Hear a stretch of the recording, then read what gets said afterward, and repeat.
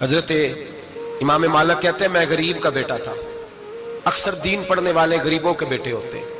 امیروں کے بچے F S C پڑھتے ہیں، بی ایس سی پڑھتے ہیں، ٹیکنالوجی پڑھتے ہیں۔ غریبوں کے بچے دین پڑھتے ہیں، اور پھر امیروں کو ممبریاں ملتی ہیں، غریبوں کے بچوں کو اللہ ممبر عطا فرماتا ہے، مصلی رسول اللہ دیتا ہے۔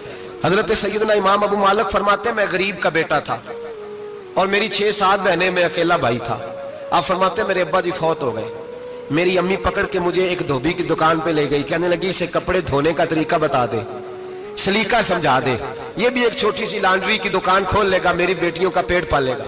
دھوبی کہنے لگا ٹھیک ہے، میں 2-3 درہم بھی دوں گا مہینے کے، اور جب کام سیکھ جائے گا تو تنخواہ بڑھ جائے گا۔ امام ابو مالک رحمت اللہ علیہ فرماتے ہیں میں بہنوں کے لیے روزی کمانے نکلا، میں بیوہ ماں کے سر پہ بوجھ اتارنے کے لیے نکلا، میں غربت کے عالم میں نکلا۔ رستے میں امام اعظم کا مدرسہ تھا، فرماتے میں وہاں چمکتے چہرے دیکھتا، لیکن اپنی غربت کو دیکھ کے میں آگے بڑھ جاتا، پریشان ہوتا کہ میں کیسے علم حاصل کروں گا۔ آپ فرماتے امام صاحب مجھے اکثر دیکھتے، ایک دن امام اعظم باہر نکلے، مجھے کھڑے ہوئے دیکھا تو قریب بلایا، سینے سے لگایا، ماتھا چوما، کیا نام ہے؟ میں نے کہا ابو مالک میرا نام ہے۔